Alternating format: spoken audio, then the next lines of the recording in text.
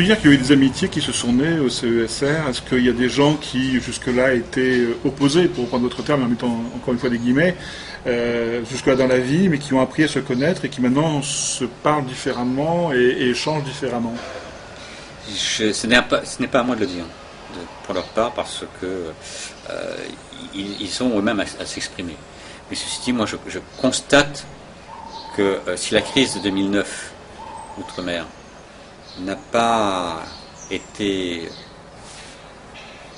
faite de la même manière qu'aux Antilles, je pense que les relations qui se sont tissées au sein du Conseil ont été pour quelque chose entre les gens du premier collège, donc les chefs d'entreprise, et les gens du second collège, les organisations syndicales.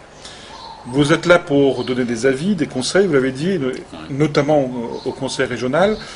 Est-ce que vous avez le sentiment que ce que vous avez dit a été écouté?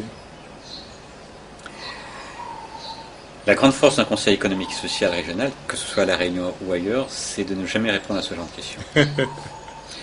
Nous avons fait un certain nombre de propositions, de préconisations. Les gens les prennent et ne reprennent pas au cours de cette mandature. Je vais vous citer quelques exemples. À l'horizon 2000, le Conseil économique et social régional avait proposé la création d'un CHU, d'un CHR à La Réunion.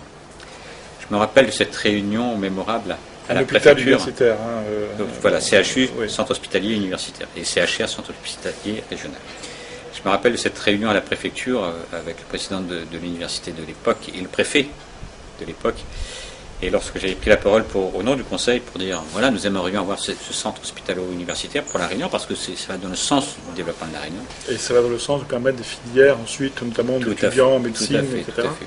Eh bien, le préfet de l'époque m'a dit, Monsieur Mondon, c'est bien, mais vous êtes totalement utopiste et ça ne se fera pas avant 30 ans. Nous sommes en 2010 et on est en train de mettre en place le CHU. Ça, c'est dans les points positifs. La colonne, bon point. Après, je vais redire un deuxième point un deuxième point qui est à la fois positif et négatif.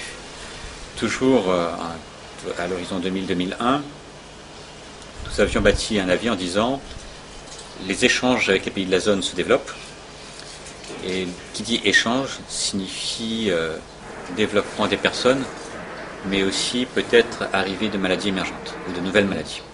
Et il y avait urgence de mettre en place un centre de veille sur les maladies tropicales ou les nouvelles maladies émergentes à La Réunion. 2001. La réponse a été de dire, Monsieur le Président, vous rêvez, nous avons un bon centre qui existe, il se trouve à Tananarive. Le chikungunya est passé par là.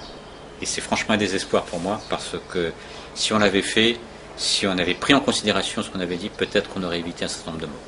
Et je peux vous assurer que j'en parle avec beaucoup d'émotion, parce que quand j'ai appris comment le centre de veille de La Réunion a été alerté par le centre de veille, je trouve que c'était franchement déplorable. Et c'est pas fini, parce qu'on parle à nouveau de retour de chikungunya, d'arrivée de la dengue et d'autres maladies émergentes qui peuvent arriver à n'importe quel moment. Et effectivement, avec cette multiplication des échanges et des visites de famille, même de déplacements, effectivement, ça peut poser problème.